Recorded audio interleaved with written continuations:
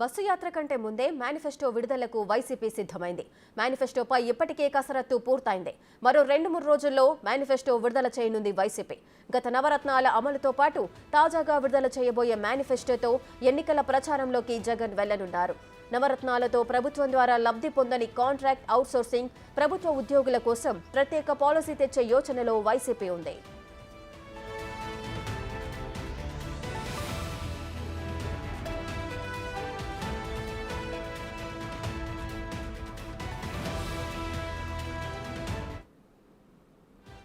మరింత సమాచారం ప్రతినిధి మల్లికార్జున్ అందిస్తారు. మల్లికార్జున్, చెప్పండి, వైసీపీ మేనిఫెస్టో విడుదలకు అన్ని కసరత్తులు కూడా పూర్తయినట్లుగా సమాచారం అయితే అందుతోంది. మేనిఫెస్టో ఎప్పుడొచ్చే అవకాశాలు ఉన్నాయి?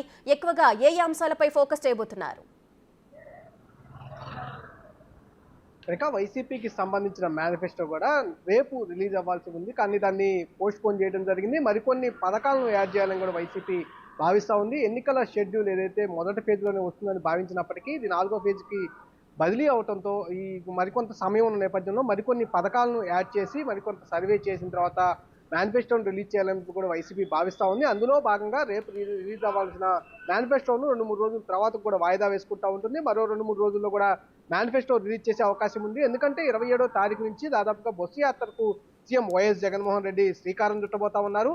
అన్ని పార్లమెంట్ పరిధిలో కూడా ఆయన బస్సు యాత్ర జరగబోతా ఉంది. సుమారు 20 నుంచి 25 రోజుల పాటు ఆయన బస్సు యాత్రలో కూడా గడపబోతా ఉన్నారు. దానికంటే ముందుగా మేనిఫెస్టోను సిద్ధం చేసుకుని విడుదల చేసుకున్న తర్వాత ప్రతి బహిరంగ సభలో కూడా మేనిఫెస్టోకు సంబంధించిన అంశాలను ప్రస్తావిస్తూ కూడా ఆయన ప్రచారం ఉండబోతున్నట్టు కూడా తెలుస్తా ఉంది. దానికి సంబంధించి మేనిఫెస్టో అయితే ఇప్పటికే కసరత్తు పూర్తయిందని కూడా చెప్పుకోవచ్చు. దానికి సంబంధించి గతంలో ఏదైతే నవరత్నాలు ఇచ్చారో ఆ నవరత్నాలను పొడిగిస్తూ అంతేకాకుండా మరికొన్ని పథకాలను చేర్చాలని కూడా వైసీపీ భావిస్తూ ఉంది. అందులో ప్రధానంగా మనం ఒకటి చెప్పుకోవచ్చు, ఎందుకంటే మహిళలకు సంబంధించి ఎక్కువగా కూడా ఆయన ఈ ప్రభుత్వం వచ్చిన తర్వాత మహిళలకు సంబంధించి ఎక్కువగా సంక్షేమ పథకాలు అందిస్తున్నామని కూడా వైసీపీ చెప్తా ఉంది. అందులో మరొక సంక్షేమ పథకాన్ని చేర్చాలని కూడా వైసీపీ భావిస్తూ ఉంది. ఇప్పటికే తెలంగాణ, కర్ణాటక రాష్ట్రాల్లో ఏదైతే అమలు చేస్తా ఉన్నారో ఉచిత మహిళలకు బస్సు ప్రయాణం ఏదైతే ఉందో దాన్ని చేర్చాలని చెప్పి కూడా వైసీపీ భావిస్తా ఉంది. ఇది మేనిఫెస్టోకి వచ్చే అవకాశం అయితే కనిపిస్తా ఉంది. మల్లికార్జున్, ముఖ్యంగా మనము ఈ మధ్య కాలంలో ఒకటి అబ్జర్వ్ చేసినట్లయితే అవుట్ సోర్సింగ్ ప్రభుత్వ ఉద్యోగులు, లేదంటే కొంతమంది నర్సింగ్ కి సంబంధించిన ఉద్యోగులు కూడా,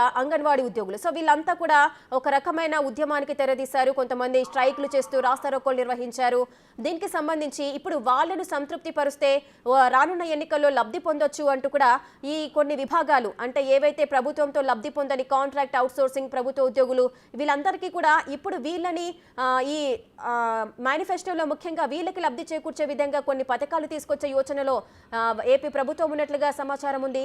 దీనికి సంబంధించిన అప్డేట్స్ ఉన్నాయా?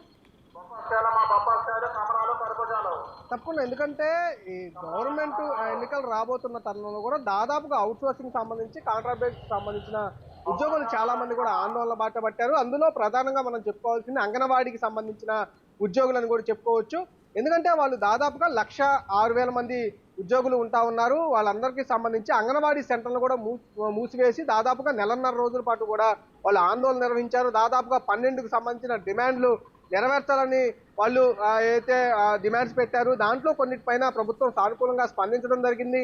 మరికొన్ని సంబంధించి జీతానికి సంబంధించి అయితే జూన్ నెలలో మేము ఇస్తాము ఎలక్షన్ అయిపోయిన వెంటనే అంటూ కూడా వాళ్ళు ప్రకటించడం జరిగింది. వాళ్ళతో పాటుగా మున్సిపల్ కార్మికులకు సంబంధించిన ఏదైతే ఉన్న మున్సిపల్ కార్మికులు ఉన్నారో వాళ్ళందరినీ కూడా సంబంధించి వాళ్ళు కూడా ఆందోళనకు దిగారు. వాటికి కూడా కొంతమందికి హామీలు ఇవ్వడం జరిగింది. వీటన్నింటినీ సంతృప్తికరంగా మనం హామీలో మేనిఫెస్టోలో పెట్టగలిగితే కంపల్సరీగా వాళ్ళందరూ ఓట్లు క్యాష్ చేసుకోగలుగుతామని కూడా వాళ్ళు భావిస్తున్న పరిస్థితి కనిపిస్తా ఉంది. దాంతో పాటుగా ప్రభుత్వ ఉద్యోగులు 13 లక్షల మందికి పైగా ప్రభుత్వ ఉద్యోగులు ఉంటా ఉన్నారు. వారందరిని కూడా ఉద్యోగుల ఓట్లన్నింటినీ కూడా ప్రభుత్వ ఈ వైసీపీకి తరలించాలని కూడా భావిస్తా ఉన్నారు. వాళ్ళు కూడా కొంచెం నెగిటివ్ గా ఉంటా ఉన్నారు. ఎందుకంటే వాళ్ళకి సంబంధించిన పిఆర్సీ ఏదైతే ఉందో పిఆర్సీకి సంబంధించిన దాంట్లో ప్రభుత్వం మోసం చేసింది. అంతేకాకుండా సిపిఎస్ రద్దు చేస్తారని కూడా, రద్దు చేయకుండా జీపీఎస్ అదే ఒక పథకాన్ని తీసుకొస్తా ఉందంటూ కూడా వాళ్ళ ఆగ్రహం వ్యక్తం చేస్తున్న పరిస్థితి కనిపిస్తా ఉంది. అదే సమయంలో పిఆర్సీకి సంబంధించి 12వ పిఆర్సీ వేతనకు సంబంధించి ఇప్పటి వరకు అయితే కమిటీ ఏర్పాటు చేశారు, కానీ దానికి సంబంధించిన వర్క్ ఏది జరగట్లేదు అనేది వాళ్ళ ఆవేదన వ్యక్తం చేస్తున్న పరిస్థితి కనిపిస్తా ఉంది. మొన్న కూడా జరిగిన మీటింగ్ లో కూడా ఏ విషయాలు, సిపిఎస్ కావచ్చు, పిఆర్సీ కావచ్చు, సంబంధించిన డిఏల విషయాలకు సంబంధించిన అన్ని అంశాలపైన, అలాగే ఉద్యోగులు దాచుకున్న సొమ్ము దాదాపుగా 7,000 నుంచి 8,000 కోట్ల వరకు డబ్బులు వాళ్ళు ఉన్నాయని కూడా చెప్తున్న పరిస్థితి ఉంది. ఆ డబ్బులు కూడా ఇప్పటి వరకు తీసుకోవడానికి కూడా అవకాశం లేకుండా ప్రభుత్వం వాడుకుందనే విమర్శలు కూడా ఉన్నాయి. వీళ్ళందరినీ సంతృప్తి పరిచేందుకు కొన్ని పథకాలను కూడా మేనిఫెస్టోలో పెట్టే అవకాశం కనిపిస్తా ఉంది. ప్రధానంగా సిపిఎస్ రద్దు చేసి జీపీఎస్ వచ్చారు కాబట్టి జీపీఎస్ ను అదే విధంగా కొనసాగిస్తాం, మరికొన్ని మార్పులు అయితే దాంట్లో చేస్తామని హామీ అయితే ఇచ్చే అవకాశం కనిపిస్తా ఉంది. అలాగే అవుట్సోర్సింగ్ సంబంధించి అలాగే కాంట్రాక్ట్ సంబంధించి గతంలో ఏదైతే 2019కి ముందు అవుట్సోర్సింగ్ ఎంప్లాయీస్ కి సంబంధించి ఒక కార్పొరేషన్ ఏర్పాటు చేస్తాం, వాళ్ళ జీతాలకు సంబంధించి ఏదైతే ఉన్నాయో తగిన వేతనం ఇస్తామంటూ కూడా వాళ్ళు హామీ ఇవ్వడం జరిగింది. అయితే కార్పొరేషన్ అయితే ఏర్పాటు చేయడం జరిగింది కానీ దానికి సంబంధించిన సమాన పనికి సమాన వేతనం అయితే ఇచ్చిన దాఖలాలు లేవు. దాని మీద ఒక హామీ ఇచ్చే అవకాశం అయితే కనిపిస్తా ఉంది మరోసారి. అంతేకాకుండా కాంట్రాక్ట్ ఎంప్లాయీస్ కి సంబంధించి రెగ్యులైజ్ చేస్తామని కూడా 2019లో వాళ్ళకి హామీ ఇవ్వడం జరిగింది. ఇప్పటి వరకు రెగ్యులైజ్ కు సంబంధించిన జీవోలు అయితే వచ్చాయి కానీ పూర్తి స్థాయిలో ఎక్కడ కూడా ఆ కసరత్తు మట్టికి పూర్తి కాలేదు. దానికి సంబంధించిన హామీ కూడా ఇచ్చే అవకాశం కనిపిస్తా ఉంది. ఎందుకంటే 5 సంవత్సరాలు బిలో ఉన్న కాంట్రాక్ట్ ఎంప్లాయీస్ ఎవరైతే ఉంటారో వాళ్ళందరినీ రెగ్యులైజ్ చేస్తామని మార్గదర్శకాలుగా ఇచ్చారు కానీ ఈసారి పూర్తి స్థాయిలో చేస్తామని హామీ అయితే ఇచ్చే అవకాశం కనిపిస్తుంది. వాళ్ళతో పాటుగా రైతులు మహిళలకు సంబంధించిన అంశాలపై కూడా మేనిఫెస్టోలో పెట్టే అవకాశం అయితే కనిపిస్తా ఉంది. రేఖ ఎస్ మల్లికార్జున్, ఇక 2 తెలుగు రాష్ట్రాల్లో కూడా ఎలక్షన్ కోడ్ అయితే అమల్లోకి వచ్చేసింది. అదేవిధంగా ఇప్పుడు ఎన్నికల సమయం దగ్గర పడుతున్న కొద్ది కూడా నేతల్లో కొంత టెన్షన్ కూడా పెరిగిపోతుంది. ఇప్పుడు బీజేపీ, టీడీపీ, జనసేన, సో ఈ 3 కూడా కలిసి ఒక కూటమిగా ఏర్పడ్డాయి. కొన్ని ఎలక్షన్ సర్వేలు కూడా చెబుతున్నాయి, ముఖ్యంగా వైసీపీ వెనకంజలో ఉంది అంటూ కూడా చెప్పుకొస్తున్నాయి. ఈ నేపథ్యంలో వీళ్ళందరినీ కూడా ఎదిరించి ముందుకు వెళ్ళి ఎలక్షన్స్ లో విజయం సాధించాలంటే ఈ మేనిఫెస్టో అనేది కీలకంగా వ్యవహరించబోతోంది. సో ఏ విధమైన కసరత్తులు చేశారు? ఏదైనా కమిటీ వేశారా మేనిఫెస్టోకి సంబంధించి వైసీపీ? అంటే పూర్తి స్థాయిగా ఎక్కడైతే నియోజకవర్గాలకు సంబంధించిన వాళ్ళ సర్వే టీంలు ఏవైతే ఉన్నాయో ఆ సర్వే టీంలు మొత్తం కూడా నియోజకవర్గాల్లో ప్రతి ఒక్క నియోజకవర్గంలో టచ్ చేసుకుంటూ అక్కడున్న ప్రజల యొక్క ఇంపాక్ట్ కొంత తెలుసుకునే ప్రయత్నం అయితే చేశారు.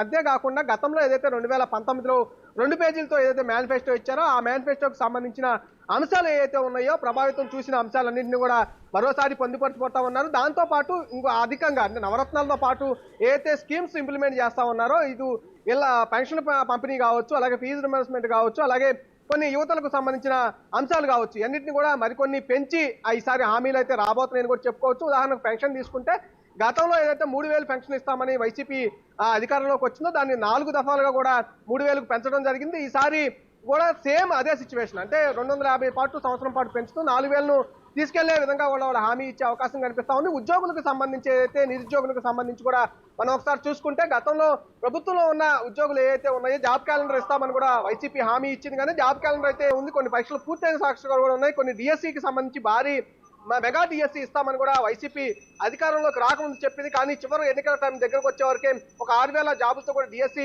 విడుదల చేయడం జరిగింది. పోలీస్ నియామకాలకు సంబంధించి ఒక 6,000 పోస్టులు అయితే రిలీజ్ చేసింది కానీ ఇప్పటి వరకు దానికి సంబంధించిన పరీక్షలు కూడా జరగని పరిస్థితి కూడా కనిపిస్తా ఉందంటే ఉద్యోగులకు సంబంధించి నిరుద్యోగులకు సంబంధించి గతంలో ఏదైతే హామీలు ఇచ్చారో జాబ్ క్యాలెండర్ సంబంధించి కావచ్చు, ప్రైవేట్ ఉద్యోగాలకు సంబంధించిన హామీల్ని మరొకసారి రిపీట్ చేసే అవకాశం అయితే కనిపిస్తా ఉంది. వైసీపీ అయితే కంపల్సరీగా మహిళలను ఎక్కువగా ఆకట్టుకునే విధంగా కూడా ఆ మేనిఫెస్టోను సిద్ధం చేసుకుంటా ఉంటే 2019లో ఏదైతే రకంగా మహిళలకు ఎక్కువగా ప్రాధాన్యత ఇస్తా ఉన్నారో దాన్ని కొనసాగిస్తూ అట్లాగే రైతులకు సంబంధించి కొన్ని హామీలు కూడా ఇచ్చే అవకాశం కనిపిస్తా ఉంది. 2-3 రోజుల్లో ఈ మేనిఫెస్టోకి సంబంధించి విడుదల చేసే అవకాశం అయితే కనిపిస్తా ఉంది. Right, thank you Mallikarjun, thanks for the live details.